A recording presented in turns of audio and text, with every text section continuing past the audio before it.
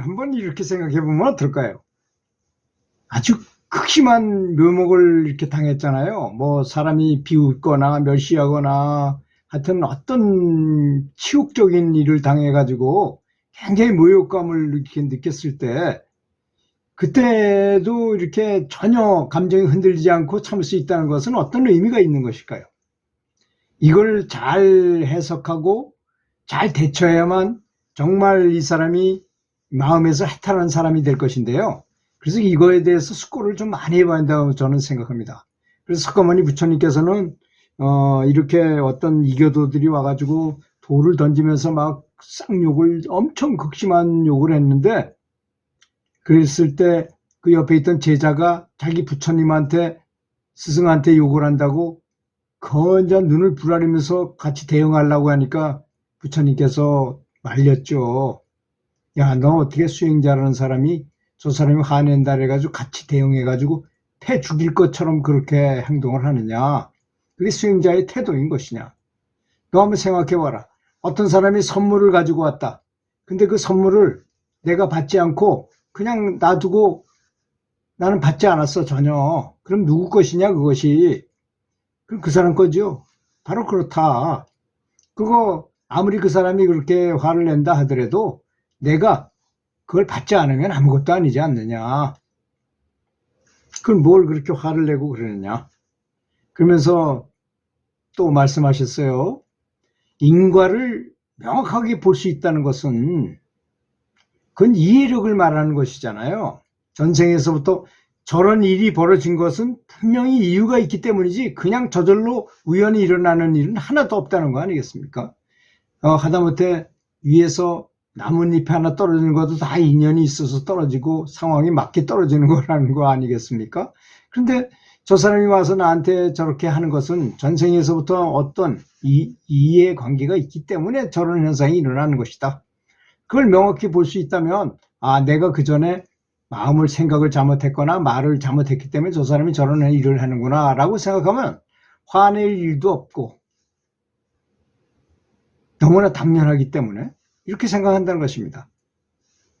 상대방이 완전히 잘못한 것 같이 느껴져요. 누가 봐도. 그렇지만 따지고 보면 전생에 내가 했던 일의 결과라는 것을 분명하고 구체적으로 알게 된다는 것입니다. 만약 내가 돌을 아주 최고로 높이 던졌어요, 위로. 근데 워낙 멀리 높이 던졌기 때문에 까먹었어요. 그거를 던졌는지 안 던졌는지 모르게. 근데 그것도 지금 던져가지고 잠시 후에 떨어지는 것도 아니고 이것이 100년 있다가 떨어져. 그런데 아는 사람은 알죠. 내가 던진 돌이라는 걸 다 알잖아요. 그렇지 않습니까? 거기에 내가 도로 맞았어. 원인은 어디 있죠? 본인한테 있는 거죠. 이렇게 구체적으로 아는 것, 이것이 인과를 아는 일이라는 것입니다. 이것은 여러 군데에서 그것이 나타날 수 있어요. 스승께서는 우리가 목욕물도 아껴 써라.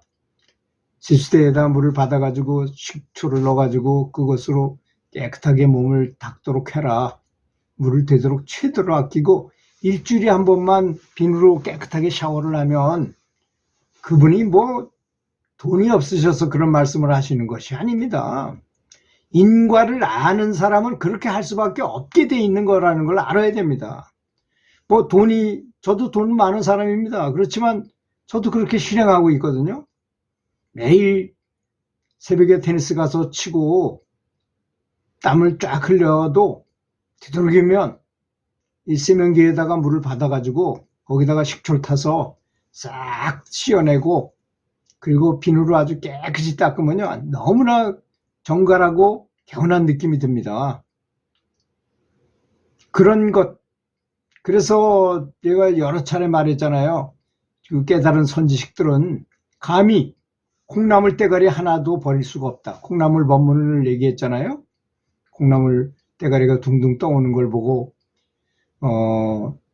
선객 선방수자들이 결제를 하고 해제 때 3개월 동안 선방에 들어앉아서 열심히 참고하고 3개월 동안은 여행을 다니면서 선지식들이 어디 계신가 찾아가면서 질문하고 다닌다 그랬잖아요. 그럴 때 그 절에 들어가다가 콩나물 대가리 하나 나온 걸 내려오는 걸 보고 여기 선지식이 없다. 돌아가자. 그래서 가려고 그러는데 갑자기 저 위에서 막 어떤 스님이 헐레벌떡 뛰어오더니 그거 콩나물 대가리를 집어가지고 들어 올라가더라는 거 아니겠습니까? 그걸 보고 아, 여기 선지식은 확실한 선지식이다. 다시 올라가자. 이래서 선지식을 탐방했다는 얘기를 했잖아요. 그거는 이걸 우습게 들어서는 안 됩니다. 이 말을. 굉장히 중요한 말입니다.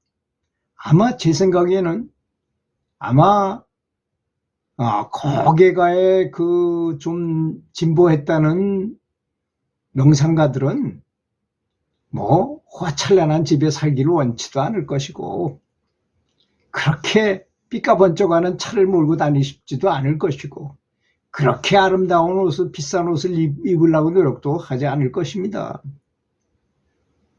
또 물건을 아주 아껴 쓰고 남한테는 잘 해주더라도 자기한테 쓰는 것은 아주 최소로 할 것이라고 저는 생각합니다. 그거는 당연한 인과를 아는 사람은 그렇게 할 수밖에 없게 돼 있는 것입니다. 완전히 믿을만이에요. 믿을 만한 사람이 되는 것입니다. 그리고 어떤 일이 불합리한 일이 벌어졌다는 것도 다 인과로 인해서 일어났다는 것을 어떤 건 분명히 알고 어떤 건 어렴풋이라도 느낌이 딱 와요. 그러면 거기에 대해서 화를 내지 않습니다. 화를 내봐야 다 내 탓이라는 걸 다 알기 때문이죠. 100% 아, 이것이 내 잘못이었구나 라는 것을 감지하기 때문인 것입니다.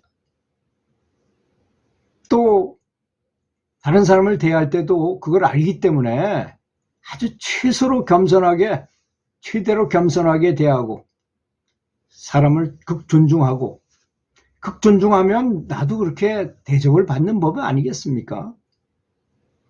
그리고 내가 해야 될 일은 아주 철두철미하게 하고 내 주변은 청소를 깨끗이 하고 뭐 이렇게 할 거 아니겠습니까? 그러니 세상에 저절로 그냥 생기는 우연히 생기는 일은 전혀 없다고 생각한다면 모든 일의 원인은 바로 나로구나. 100% 내 잘못이구나. 라는 걸 깨닫고 항상 참여하는 마음으로 참여하는 정신을 가지고 살아야 할 것입니다. 또한 스승께서는 말씀하시기를 그 평상시 아무 일도 없을 때를 가장 주의하라고 아주 여러 번 강조하셨습니다. 저도 그 말이 아주 맞는 말이라고 생각하거든요. 왜냐하면 평상시 아무 일도 안 일어난 조용한 때에 마음이 해이해지기 쉽고 만약에 무슨 뭐 사건이 일어난다거나 어려운 일이 생긴다거나 그러면 오히려 더 명상하고 싶은 생각이 더 많이 들어요. 시간이 없다 하더라도 시간을 쪼개서라도 명상하고 뭔가 더 진보된 삶을 살기 위해서 노력합니다. 그런데 아무 일도 일어나지 않고 그냥 편안하고 별다른 일이 없어요. 그럴 때 우리는 나태해지기 쉽고 명상을 놓치기 쉽고 지혜 안에 집중하는 것도 잊어버리게 마련입니다. 그래서 정말로 주의해야 될 때가 바로 그런 때라고 저도 생각합니다. 100% 스승님과 생각이 같습니다. 그 면에 있어서는. 그래서 누굴 탓하고 누구를 욕해야 되는 것이 아니라는 사실을 알고 뭘 주의해야 될까요? 생각과 말과 행동, 신구의 일을 바르게 하여 더 이상 죄를 짓지 않도록 노력할 것이고 지은 죄는 참회하고 반성하고 즉시 그 자리에서 고치도록 노력을 해야 될 것이다. 이런 얘기입니다. 그리고 나에게 좋은 습성이 있다면 다른 사람한테 자비롭게 잘 베푸는 거라든지 아주 좋은 말을 많이 하고 다른 사람한테 정보를 제공하고 사람들이 유익하게 한다든지 감사한 마음을 많이 먹어서 그 분위기를 아주 좋게 한다든지 가족들에게도 감사하고 항상 감사한 마음을 가져가지고 아주 화목하게 가족 분위기가 아주 행복하게 한다든지 이런 습성이 있다면 점점 더 길러서 진정한 수행자로 거듭나도록 최선의 노력을 다해야 된다는 것입니다. 그것이 수행자다운 태도가 아니겠습니까?